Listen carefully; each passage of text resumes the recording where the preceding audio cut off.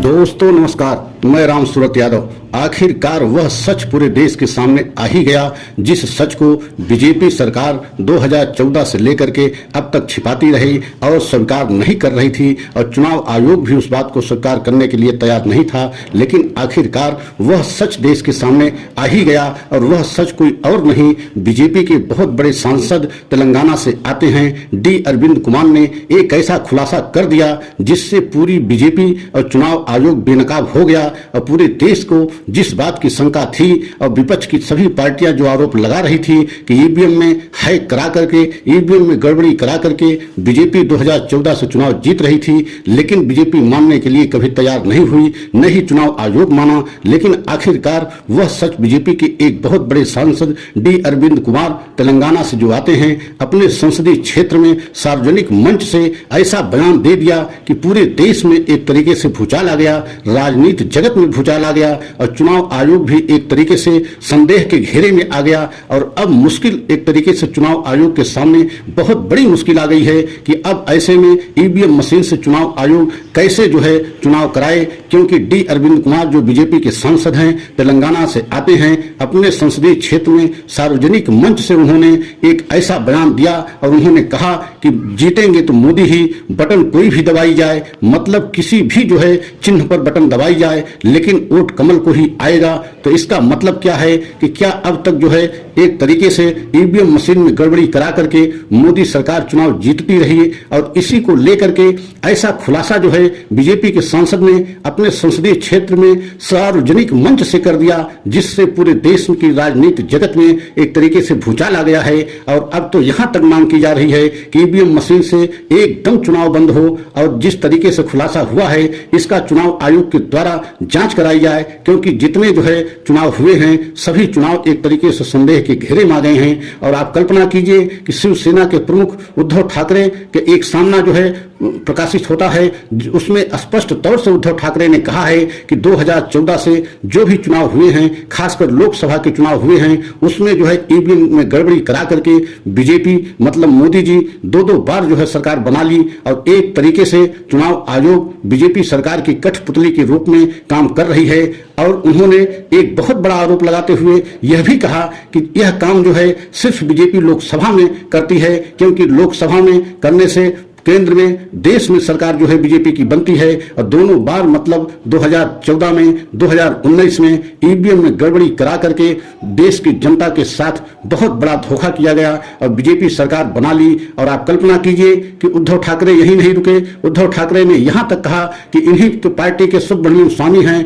जो एक बहुत बड़े नेता हैं, उन्होंने जो है सुप्रीम कोर्ट में इस बात को जो है चैलेंज किया था कि हम जो है एकदम इस बात को साबित कर देंगे कि ईवीएम मशीन किस तरीके से हैक की जाती है। तो आप कल्पना कीजिए कि उसी काम को बीजेपी ने दो बार जो है करके सरकार बना लिया, और उद्धव ठाकरे स्पष्ट तौर से आरोप लगाया कि एक तरीके से जनता के साथ बहुत बड़ा विश्वासघात हुआ। 2014 में 2019 में दो बार मोदी सरकार जो है चुनाव जीता है, और ईवीएम में गड़बड़ी करा करके और चुनाव आयोग एक तरीके से बीजेपी सरकार की कठपुतली मात्र बनकर रह गई है। जिस तरीके से चुनाव आयोग का इस्तेमाल करना चाहते हैं मोदी सरकार, उसी तरीके से करते हैं। तो आप कल्पना कीजिए यह एक कितना बड़ा सच है कि पूरे देश में जिस तरीके से विपक्ष की पार्टियां, खासकर कांग्रेस, हमेशा इस बात की आवाज उठाता रहा है कि ईवीएम में गड़बड़ी करा करके बीजेपी सरकार चुनाव जीत रही है, लेकिन कभी न तो बीजेपी इस बात को मानने के लिए तैयार हुई और न ही चुनाव आयोग इस बात को स्वीकार करने के लिए तैयार हुआ। लेकिन आज जब बीजेपी के ही एक बहुत बड़े सांसद ने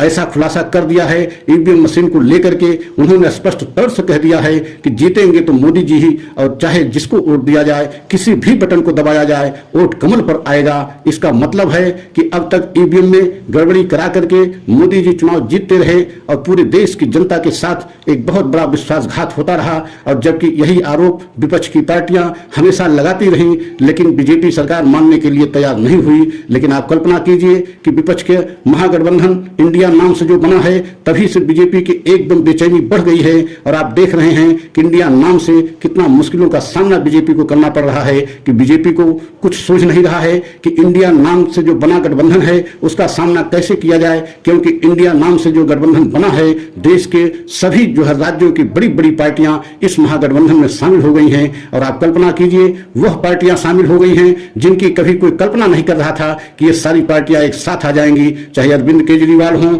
चाहे ममता बनर्जी हों या अखिलेश यादव हों, ये पार्टियां एक साथ कभी नहीं आ सकती थी। लेकिन बीजेपी के एक तरीके से तानाशाही रवैया की वजह से ये सारी पार्टियां एक मंच पर आ गई हैं। और अब तो स्थिति ये आती जा रही है कि और सारी पार्टियां जो बची हैं देश की वह भी विपक्ष की महागठबंधन में आती जा रही हैं, क्योंकि 2 दिन बाद ही महागठबंधन की मुंबई में बैठक होने वाली है। मतलब 21 अगस्त 1 सितंबर को महाबैठक होने जा रही है और उस महाबैठक को लेकर के पूरी बीजेपी में एक तरीके से भूचाल आ गया है, क्योंकि बीजेपी को लग रहा है कि बहुत बड़े बड़े फैसले इस महाबैठक में होने जा रहे हैं, संयोजक भी बनाए जा सकते हैं और सीट शेयर को लेकर के भी फैसला बहुत बड़ा हो सकता है। और यही वजह है कि पूरी बीजेपी इस समय बेहद हैरान परेशान है, क्योंकि बीजेपी को अब नहीं सोच रहा है कि इंडिया महागठबंधन का सामना कैसे किया जाए, क्योंकि यह कुनबा धीरे धीरे बढ़ता जा रहा है और स्थिति यह आ रही है कि दिन प्रतिदिन इसमें पार्टियां और शामिल हो रही हैं। इसका मतलब है कि आने वाले समय में इंडिया महागठबंधन और मजबूत होता जा रहा है। तो आप कल्पना कीजिए कि मोदी सरकार इस समय बेहद एकदम हैरान परेशान है और खासकर इंडिया महागठबंधन को लेकर के जिस तरीके से राहुल गांधी की लोकप्रियता दिन प्रतिदिन बढ़ती जा रही है। और आपने देखा है कि भारत जोड़ो यात्रा के बाद से राहुल गांधी की लोकप्रियता में बहुत ज्यादा इजाफा हुआ है। और यही वजह है कि देश की सभी विपक्ष की पार्टियां राहुल गांधी की लोकप्रियता को देखते हुए और राहुल गांधी की जनता में जिस तरीके से चाह बढ़ रही है उसको देखते हुए और जनता जिस तरीके से राहुल गांधी को इस समय चाह रही है उससे भी पूरे विपक्ष में बहुत बड़ा एक तरीके से एकता बनाने में मदद मिली है। और आप यह भी देख रहे हैं कि राहुल गांधी एक सर्वमान्य नेता के एवं जननायक नेता के रूप में उभर रहे हैं और बुनियादी मुद्दे को महंगाई बेरोजगारी को लेकर के जनता के बीच में भारत जोड़ो यात्रा के जो है माध्यम से जनता के बीच में गए। और उसके अलावा ऐसे उनको जनता से मिलने के उनका अनोखा अनोखा अंदाज है जिससे बेहद जो है जनता उनको पसंद करने लगी है। और आप यही देख रहे हैं कि राहुल गांधी के दिन प्रतिदिन लोकप्रियता में बढ़ोतरी से बीजेपी एकदम हैरान परेशान होती जा रही है। और आप देख रहे हैं विपक्ष के सभी पार्टियां और सभी राष्ट्रीय नेता इस समय राहुल गांधी को अपना नेता एवं कांग्रेस के नेतृत्व में बीजेपी को हराने के लिए